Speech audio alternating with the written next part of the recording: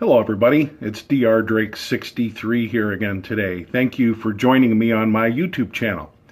Today I want to talk about my favorite reference material, my favorite book, when it comes to general information about different types of small arms. And that would be this, Small Arms Visual Encyclopedia. It should be noted that I am in no way affiliated with the publisher of this book. If you happen to like this book, go buy it. Look it up. I'm not here to tell you where to get it. There are others like it. But it's a beautiful book in terms of just telling you about the different variations of things. We're going to browse through it together a little bit today, and you can let me know what you think in your comments section.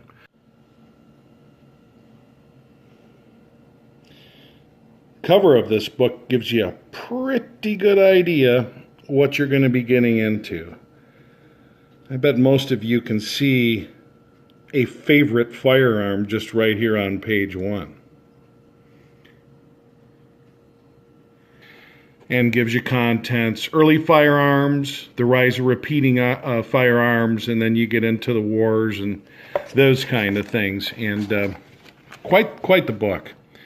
I'm not going to go through it like from a chronological standpoint, but just to give you an idea of the kind of breakdowns we have. Combat handguns.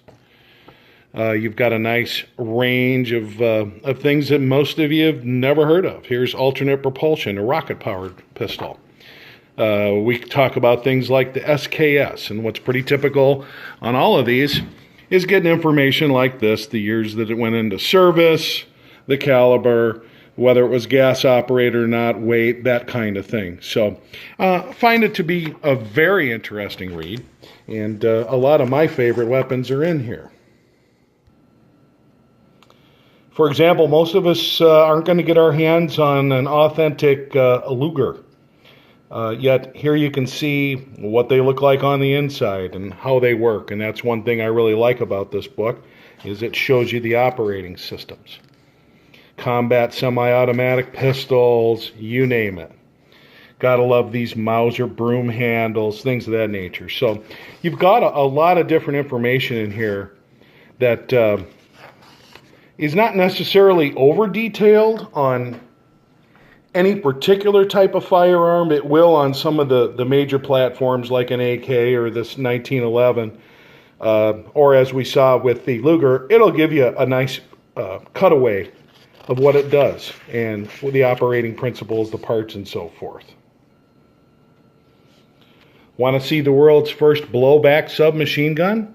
How about this Bergmann MP18? It was designed in 1918, a little bit too late for war service. And you see it's got this strange hanging off the side external magazine.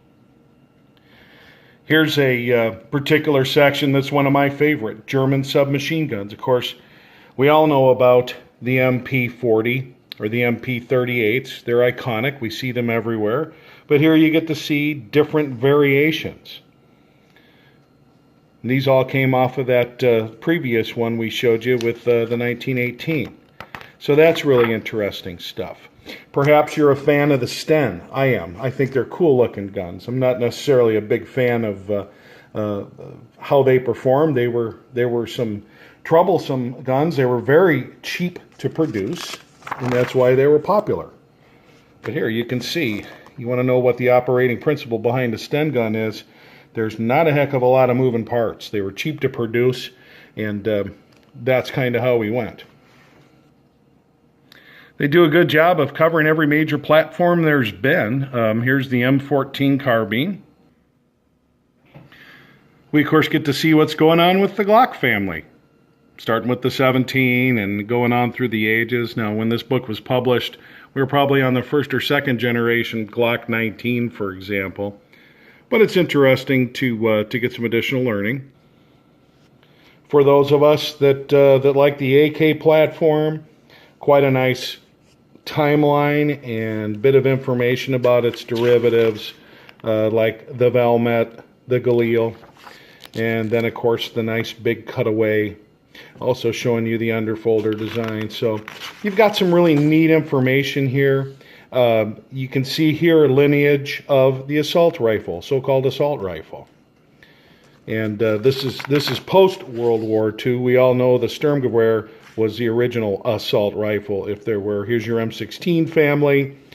Here's that M4 we're also familiar with. So just good overall information, beautifully displayed. I wouldn't necessarily consider this a coffee table book. I guess you could. But you see that you've got quite a bit of reference material here. And there's doubtful too many firearms other than stuff coming off new production right now that you cannot get in this book. So based on that, a high recommend. It's for the guy like me that like to know a little bit of something about a lot of these. And the ones that interest me most, of course, there's a way to get that information. All told, this book is 448 pages. There's beautifully technical illustrations, and like I said, just about everything that you would want to see is right here. I'd like to also mention that if you'd like to learn more about any of these type of historical firearms and really get into it, what do they look like, taking them down, more history, even shooting them, I'm going to give a strong shout out to the Forgotten Weapons channel.